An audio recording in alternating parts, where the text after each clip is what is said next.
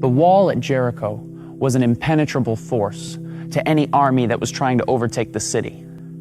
Before even dealing with the wall, the attacking troops would have to navigate their way across a 27-foot wide, 9-foot deep pit that lined the outer edges of the city. Then there was the wall itself, a 17-foot high, 5-foot thick, pure mass of solid stone.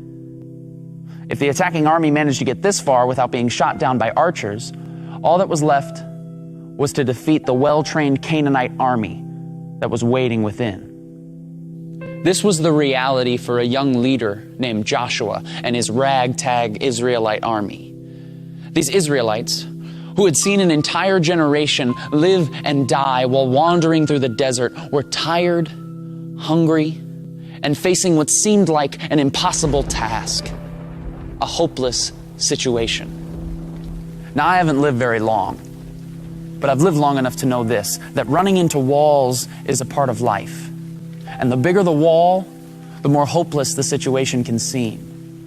The large walls of sickness, loss, divorce, addiction, they pop up all around us and they seem impenetrable. And just like the wall at Jericho, these walls rarely stand alone. The walls of our lives are often accompanied by a deep pit of pain, suffering, and despair, and all the while an army of hopelessness attacks us on every side.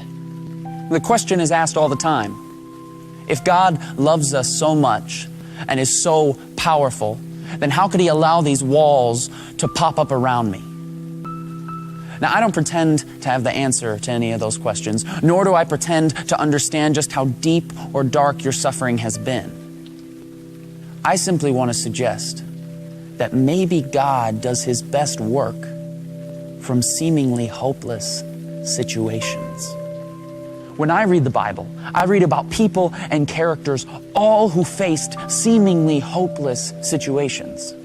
In fact, I cannot find a single person who walked faithfully with God without first facing a hopeless situation. Adam and Eve ruined paradise by inviting sin and death into a perfect world. A hopeless case. Joseph was betrayed by his brothers for his pride and put in prison. A hopeless case. Moses was cornered on the banks of the Red Sea with the most powerful army in the world breathing down his neck. A hopeless case. Gideon was 300 against 300,000. David stood across the valley from a bloodthirsty giant. Esther was a woman trying to gain a word with a prideful king. Daniel's roommate was a lion. His friends were thrown in an oven. Jonah sucked at his job and got stuck in a whale. Peter was a coward. Paul was imprisoned. The 5,000 had no food. Lazarus was dead. Timothy was too young. Abraham was too old. The youngest son was too stupid. The walls of Jericho were too strong. And Jesus was humiliated, hung on a cross, and buried in a tomb, burying all hopes of the revolution that was hoped for thousands of years. Now, everybody was ready to close the book on these stories. The end, game over.